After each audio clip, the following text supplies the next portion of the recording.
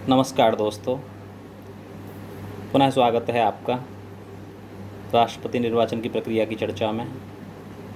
तो आज हम मतगणना और वर्तमान चुनाव में जिस तरह के परिणाम रहे हैं, जिस प्रकार से मतगणना हुई है, मतों की जो स्थिति थी उसके बारे में चर्चा करेंगे। तो सर्वप्रथम ये देखेंगे कि दो प्रत्याशी थे, द्रौपदी मुर्मू और यशवंत सिन्हा। द्रौपदी मुर्मू जो प्रत्याशी हैं, उनकी जो प्रस्तावित पार्टी है वो बीजेपी है, और यशवंत सिन्हा जिस पार्टी से हैं वो ऑल इंडिया तृणमूल कांग्रेस है, AITC। अलायंस की अगर बात करें तो जिस अलायंस के द्वारा प्रस्तावित किया गया द्रौपदी मुर्मू जी को, वो NDA है, नेशनल डेमोक्रेटिक अलायंस, और यशवंत सिन्हा यूनाइटेड अपोजिशन है, संयुक्त विपक्ष के द्वारा प्रस्तावित किए गए। द्रौपदी मुर्मू जी का होम स्टेट ओडिशा है और यशवंत सिन्हा जी का होम स्टेट बिहार है। अब बात वोटिंग की आती है। तो जैसा कि अवगत है, लोकसभा में 543 निर्वाचित सदस्य हैं, जिनका वोट वैल्यू 700 वोट वैल्यू प्रति मेंबर के हिसाब से अगर देखा जाए तो 3,80,100 है। राज्यसभा में कुल निर्वाचित सदस्यों की संख्या 233 होती है, लेकिन वर्तमान में 5 वैकेंट सीट्स को छोड़ दिया जाए तो कुल निर्वाचित सदस्यों की संख्या 228 है। इस प्रकार इनकी वोट वैल्यू 1,59,600 ये वोट वैल्यू बनती है। टोटल MPs इन दोनों को ऐड कर दिया जाए तो 771 हो गए, और इनका वोट वैल्यू 5,39,700 हो गया। स्टेट लेजिस्लेटिव असेंबलीज़ के टोटल मेंबर्स 4,033 हैं। अगर 7 वैकेंट सीट्स को एक्सक्लूड कर दिया जाए, छोड़ दिया जाए, तो 4,026 कुल सदस्य निर्वाचित सदस्य हैं, जिनकी वोट वैल्यू 5,42,291 बनती है। अब टोटल वोट वैल्यू को अगर ऐड कर दें तो 10,81,991 हो जाती है।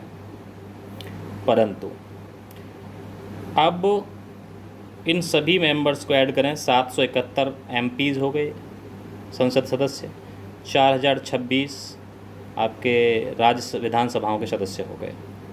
तो कुल जो वोटिंग करने वाले मेंबर्स थे वो थे 4,797, जिन्हें वोटिंग करना चाहिए था, लेकिन 4,754 ने वोटिंग की, जिनमें से वैलिड वोट्स पाए गए 4,701, जिनका वोट वैल्यू बनता है 10,56,980। ब्लैंक और इनवैलिड वोट्स पाए गए 53, जिनका वोट वैल्यू बनता है 10,500। कोटा अब इसके अकॉर्डिंग निर्धारित करें तो राष्ट्रपति निर्वाचित होने के लिए जो आवश्यक कोटा निर्धारित करने का फॉर्मूला है वह है कुल वैध मतों की संख्या बटे प्रत्याशियों की निर्वाचित पदों की संख्या। जो पद निर्वाचित होंगे, कितने पद होंगे? एक पद है राष्ट्रपति का, तो 1 + 1 यानी टोटल हो गया 2। जब इसको इससे भाग कर लेंगे 2 से, फिर उसमें +1 ऐड कर देंगे, यानी 50% + 1 ये बनता है। तो 2 का इसमें भाग लगाने पर होगा 5,28,490, जिसमें 1 जोड़ देने पर 5,28,491 वोट्स चाहिए जीतने के लिए, वोट्स टू विन। तो कोटा ये निर्धारित हो चुका, 5,28,491 जो प्रत्याशी मत हासिल कर लेगा वह निर्वाचित घोषित कर दिया जाएगा। द्रौपदी मुर्मू ने जो वोट प्राप्त किए गॉट 2,824 वोट्स, जिनका वोट वैल्यू बनता है 6,76,803, यानी कुल मत वैल्यू 10,56,980 का 64.03% द्रौपदी मुर्मू जी ने प्राप्त कर लिया। तो यहाँ से स्पष्टतः दिख जाता है कि द्रौपदी मुर्मू ही निर्वाचित घोषित होंगी। Yashwant Sinha got 1877 votes. यशवंत सिन्हा जी को 1877 वोट प्राप्त हुए, जिनका वोट वैल्यू बनता है 3,80,177, यानी कि 35.97% वोट यशवंत सिन्हा जी को प्राप्त हुए, नॉन इलेक्टेड हुए।